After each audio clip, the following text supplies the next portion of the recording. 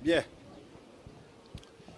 Je voudrais donc profiter de la présence du ministre Blé Goudé, qui est le président de la jeunesse ivoirienne, qui est venu ici nous apporter le soutien de cette jeunesse, pour m'adresser un peu à un des jeunes aussi, qui par la force des choses est devenu aujourd'hui Premier ministre et qui du haut de son piédestal nargue tout le monde.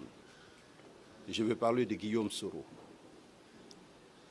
Dans l'interview, Guillaume Soro me dit que je ne suis pas du côté de la vérité, que je suis fils de pasteur. Je le reconnais. Mais je lui dis qu'il n'est pas du côté de la vérité, qu'il a été ancien séminariste, donc il était pratiquement, lui, à deux doigts d'être prêtre, c'est-à-dire homme de Dieu. Il faut que les choses soient claires pour les Ivoiriens. Et je voudrais que les Ivoiriens sachent la vérité. Nous avons été approchés par ce monsieur pour nous demander de mettre l'armée à la disposition de M. Alassane Ouattara qui, dit-il, venait d'être élu. Nous lui avons dit non. Il nous a envoyé quelqu'un, certainement ça doit être un appât de sa part, pour nous dire que nous devons être nommés chef d'état-major. J'ai dit à son émissaire que j'ai fait 6 ans de commandement et que même si aujourd'hui le président Gbagbo venait à me remercier, je retourne tout simplement au village et que je ne souhaitais pas être chef d'état-major de M. Alassane Dramane Ouattara. Si c'est ça qui dit que je ne suis pas dans la vérité, j'ai dit que je ne suis pas dans la vérité. J'ai eu des entretiens avec M. Guillaume Soro. Je lui ai dit que c'est lui qui a conduit le processus. À un moment donné, il a même dit qu'il était arbitre.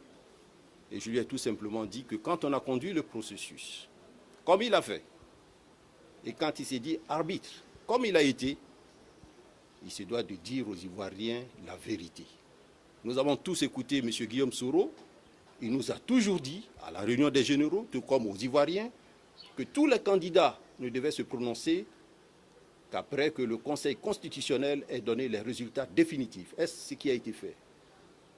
Ce n'est pas ce qui a été fait. Nous, des forces de défense et de sécurité, nous avons une mission. Celle de défendre l'intégrité du territoire national en tout temps, en tout lieu, en toutes circonstances, quelles que soient les formes d'agression. Celle de protéger les institutions de la République. L'institution de la République a parlé, nous nous en tenons à ce qu'a dit l'institution de la République. Il faudrait que cela soit clair.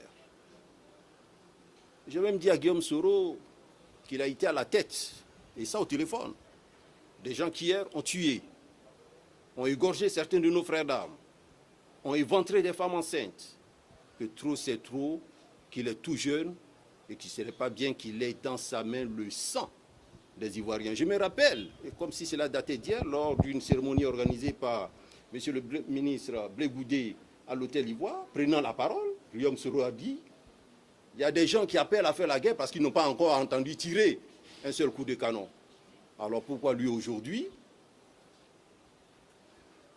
il appelle tous ces pays du monde à venir tuer les Ivoiriens, à tuer les Ivoiriens, alors qu'il n'y a même pas de cela longtemps qu'il a présenté ses excuses aux Ivoiriens. Les Ivoiriens, je le lui ai dit, ont commencé dès cet instant à le porter dans son cœur.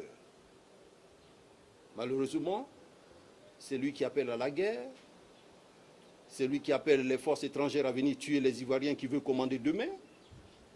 Et nous disons, trop c'est trop, il faudrait qu'il arrête. Il faudrait qu'il arrête tout cela. Il faudrait qu'il puisse comprendre cela.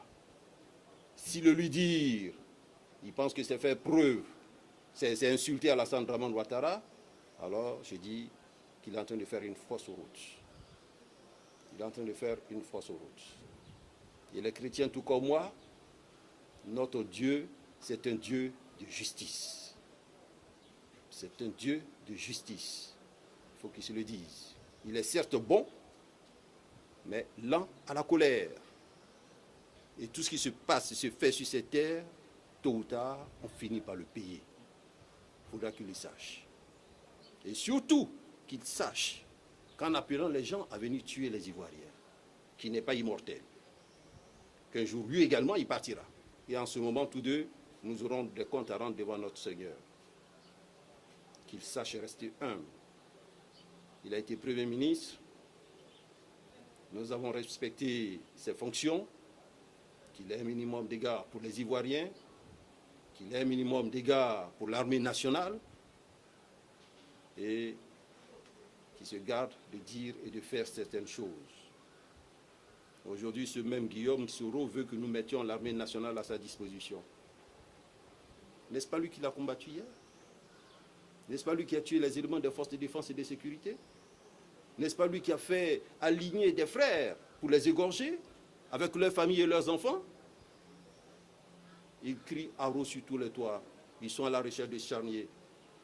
Mais je crois qu'aujourd'hui, si la vérité doit éclater, les charniers, on ne les trouvera pas ici, mais on va les trouver ailleurs, peut-être en zone CNO. Mais pour nous, en ce qui nous concerne, nous sommes prêts pour le combat.